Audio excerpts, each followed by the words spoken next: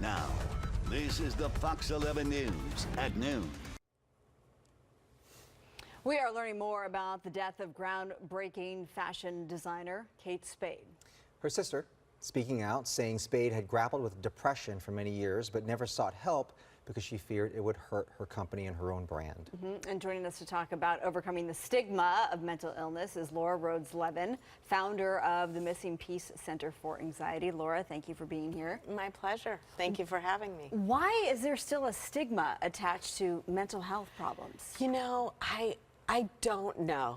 And if you look at how much mental health affects us, look at the homeless issues on the street. Look at, you just had Ariana Grande on with her post-traumatic stress disorder. And we're so consumed with our bodies and the way we look, but what's on the inside, why is that not taking center stage? I don't know, but I think it's getting better. And people have often said now that the stories come to light that you never know what people are going through. People who are dealing with deep depression like that, are they able to put a good face forward through public so you might never know that they're going through something so troubling? Absolutely, especially, you know, in the tinsel world. Look at Robin Williams. And there's such a need and a fear of losing that status, which is, I think, what happened with Kate Spade. I didn't know her directly. This need to be successful, to have the right look. And you know what? We're human. Right. We're all human. So what are some of the warning signs that people should be on the lookout for? Because clearly her sister was probably one of few who knew that she was battling bipolar, perhaps, depression all of these years, and tried to help, but she couldn't get through. So what do you do? You know, isolation is a big one, which is why I think it's harder to detect with celebrities, because we expect them to go isolate and hide. And I think the most important thing is, I think people do call out about depression. And when you don't understand depression, you give these suggestions, all with good intentions, of just go out, go to the beach, go do this. And that would really be like telling me to grow my hair blonde. Right. People with depression can't just get out and go and do.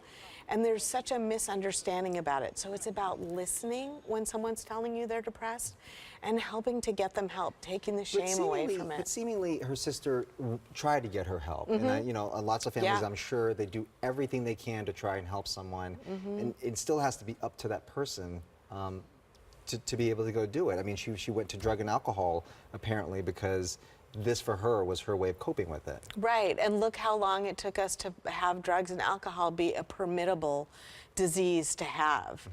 And I guess I really think it's the ego and the stigma that's attached to it. If you get cancer, you go and you get help. You don't, you know, we worry. So what would be your advice for someone who is persistent and in a family that constantly was trying to get help for someone that seems to be resistant? It's hard. You can't make people get better. What you can do is make it safe for them as possible to get better, and encourage and never give up. But also, the person has to want to get better. And when that person decides to take that right step forward, who should they turn to first? Well, and the brain's the new frontier, thank God. We've been treating depression and anxiety with pills for a long time. At my center, we do a lot of work with neurofeedback, which is the brain's ability to fix itself. It's a modality that NASA uses, and there are so many treatments now to work with the brain because we're understanding it more. So go out of the box. Don't look for the pills. Look for real help. And it isn't always just talking. Right. Like you said, on all sides, don't give up, right? Yes, don't give up. Don't give up and lose the shame. Love yourself.